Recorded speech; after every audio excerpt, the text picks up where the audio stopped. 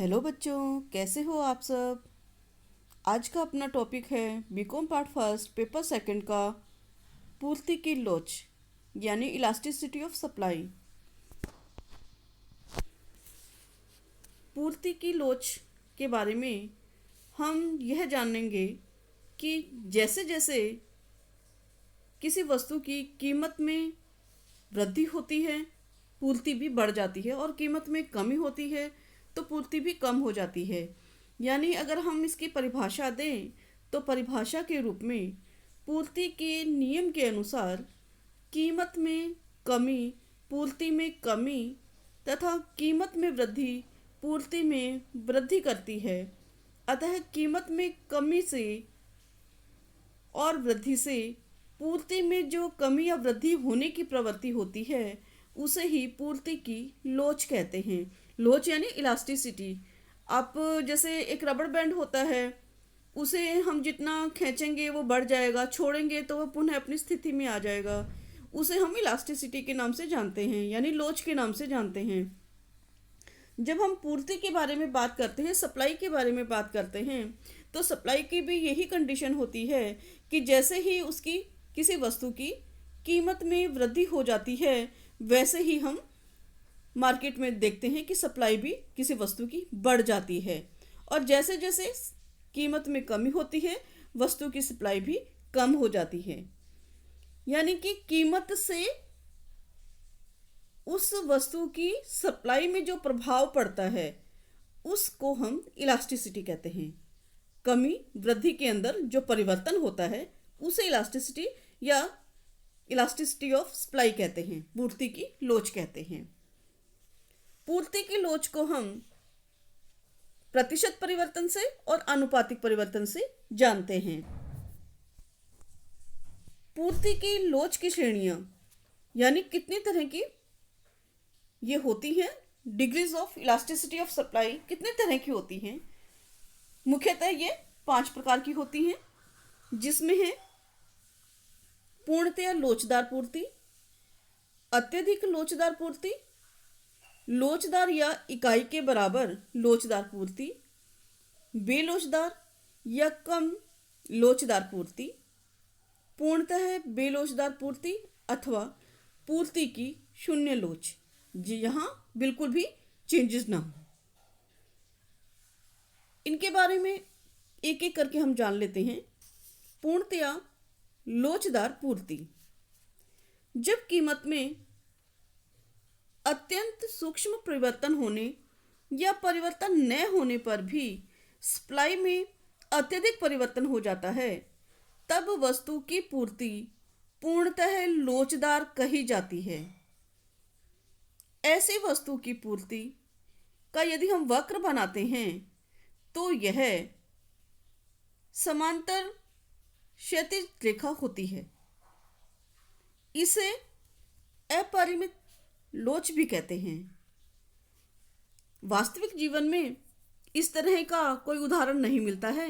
यह एक कल्पना मात्र है कि एक निश्चित कीमत पर हम चाहे जितनी वस्तु की उपलब्धता करवा दें, यह एक कल्पना मात्र है।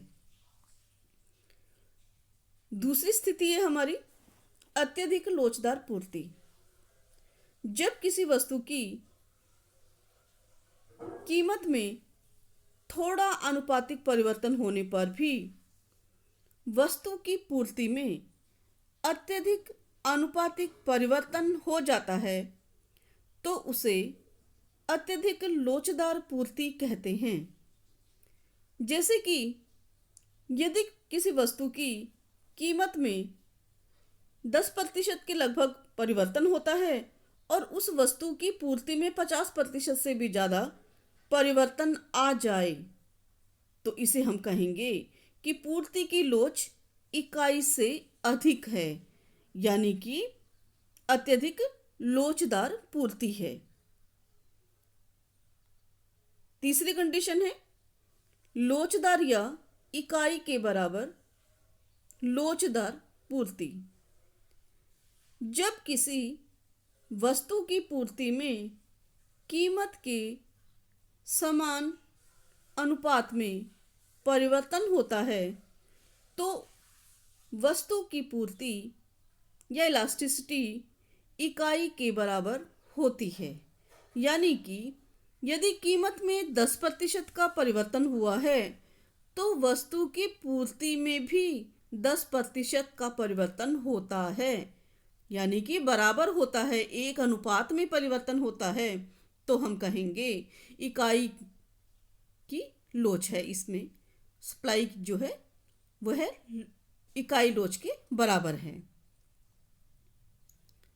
अगला है हमारा बेलोचदार या कम लोचदार पूर्ति।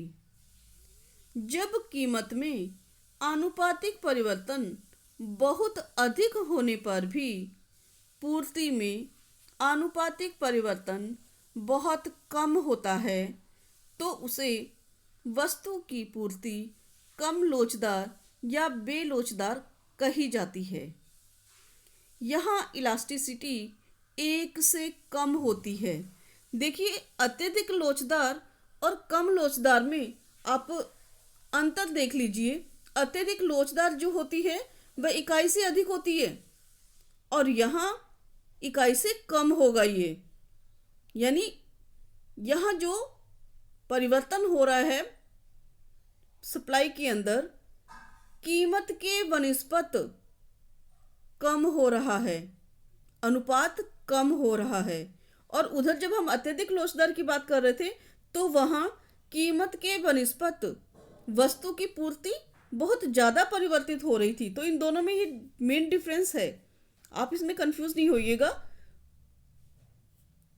अगला बिंदु है हमारा पूर्णतः बेलोचदार पूर्ति अथवा पूर्ति की शून्य लोच।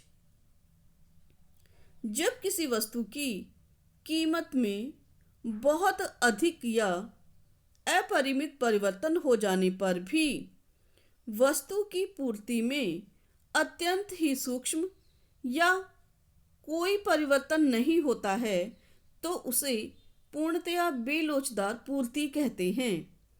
यहाँ पूर्ति की जो लोच है वह शून्य होती है। इलास्टिसिटी जो है हमारी 0 के इक्वल होती है। यहाँ मतलब कितना भी कीमत में परिवर्तन क्यों ना हो, सप्लाई जो है वो है नहीं बदलती है, कोई उसमें परिवर्तन नहीं होता है। और यदि परिवर्तन होता है तो बहुत ही सूक्ष्म होता है, बहुत ही माइनर होता है उसमें चेंज। तो इस तरह से degree of elasticity of supply हमारी है 5 तरह की है, 5 टाइप्स हैं इसके, और इनको आपको ध्यान में रखना है जब आप पूर्ति की लोच की बात करते हैं। चित्र के रूप में अगर हम देखें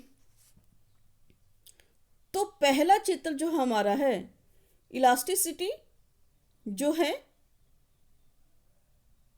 वह अपरिमित है, हमारी इन्फिनिट है, यानी अनंत है हमारी, उसके बारे में बता रहा है। यानी पूर्णतया लोचदार पूर्ति की कंडीशन है पहला डायग्राम जो है हमारा, ए डायग्राम जिसकी हम बात कर रहे हैं। इसके अंदर यह बताने का प्रयास किया गया है कि जो हमारी सप्लाई है वह एक निश्चित कीमत में अनंत है, चाहे जितनी मात्राएं हम खरीद सकते हैं, चाहे जितनी मात्राएं उपलब्ध है उस मार्केट के अंदर एक निश्चित कीमत में। दूसरा जो बी डायग्राम है हमारा, वह हमें यह बता रहा है कि यहाँ पे अत्यधिक लोचदार पूर्ति है, हाईली इलास्टिसिटी सप्लाई है। यानी कि यहाँ पे हम डायग्राम के अंदर देख रहे हैं कि कीमत में थोड़ा सा परिवर्तन होने पर उस वस्तु की मात्रा में अत्यधिक परिवर्तन हो जाता है, यानी कि यहाँ पे इकाई जो है तुलनात्मक रूप से अधिक है लोच।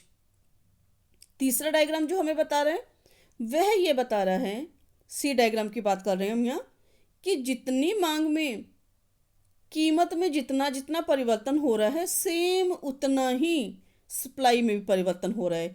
यानी अगर 10% कीमत में परिवर्तन हो रहा है तो 10% ही हमारी सप्लाई में भी परिवर्तन होगा। तो ऐसी स्थिति के अंदर दोनों इक्वल होंगे, इकाई के बराबर होंगे। चौथी कंडीशन जो है डायग्राम की, वह हमें ये बता रही है, यह कंडीशन जो है बेलोचदार या कम लोचदार पूर्ति की है। यानी कि यहाँ पर परिवर्तन जो हो रहा है कीमत का और सप्लाई का, वह कीमत में परिवर्तन जो है अधिक हो रहा है, लेकिन सप्लाई में परिवर्तन कम हो रहा है। यहाँ पे बेलोचदार पूर्ति है। और लास्ट जो हमारा डायग्राम ई है, वह हमें ये बता रहा है कि यहाँ पे कीमत में कितना भी परिवर्तन कर लें, हमारी जो पूर्ति है, जो हमारी सप्लाई है, वह फिक्स्ड है। और यदि इसमें परिवर्तन भी होता है तो वह ना के बराबर होता है। और ऐसी स्थिति के अंदर जो इलास्टिसिटी है हमारी, वह 0 है। तो ये हमारी 5 तरह की डिग्रीज हैं। और इन डिग्रीज के बारे में आप जब भी डायग्राम बनाएंगे तो इनके बारे में आप ध्यान रखेंगे कि हमें कैसे डायग्राम बनाना है। अब बात कर